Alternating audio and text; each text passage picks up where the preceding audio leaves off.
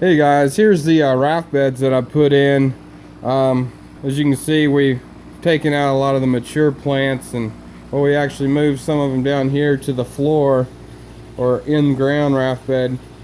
I will tell you, we've had a few bug problems, as you can see on a couple of the plants.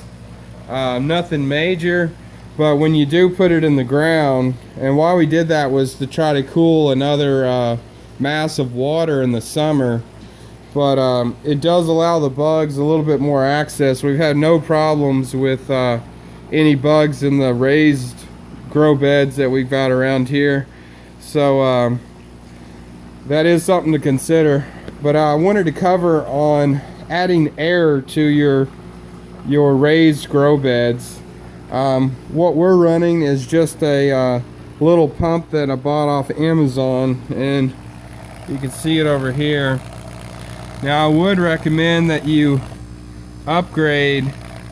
They'll have a plastic one of these, and I would definitely opt to upgrade. I think it's like $8 to one that has this stainless steel version.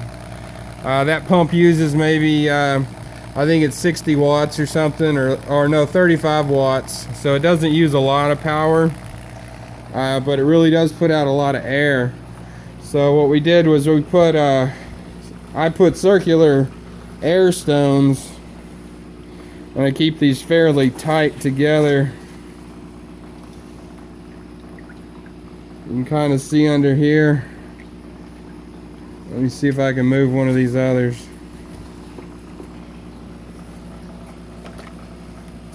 You can see the roots. So you've got air stones under there that you can definitely see. Oh, that's heavy. You can see the root mass over there too. But they're circular air stones you can order off Amazon for probably $8 a piece. And we put in, oh, I'd say 4 in this one tank. You can see over here. I may need to move some of those stones around, it looks like, but you put them about 1 every 2 feet. So if you've got an 8-foot bed, you're gonna need at least 3, probably 4 would work better. So also, when you're doing the raft beds, you know, you might want to do, we did 2-inch neti cups, but you can, you know, a lot of the 1-inch are more useful in some ways because the lettuce grows fine in them, kale grows fine, even broccoli plants. You know, this one's in a 2-inch, but you know, there's a larger one that's over here in a 1-inch neti cup, and it's doing fine. So I didn't cut as many 2-inch as 1-inch here. And what I also found was these neti cups, when you do a 1-inch thick foam board, the neti cups, they don't necessarily sit all the way down. They sit about to right there, so that you don't get too much. Try to get the roots put back here. You don't want to get too much in the water because it'll kill the roots. So there's kind of a balance there.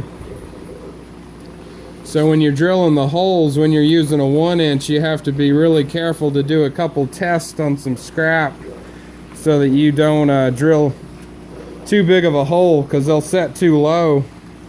So if you can see here, these set fairly high up over the foam board.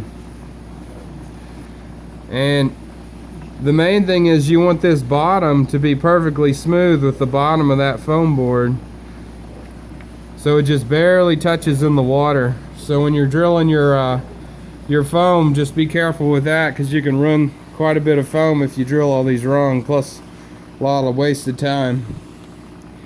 Alright, well I'll get back with you.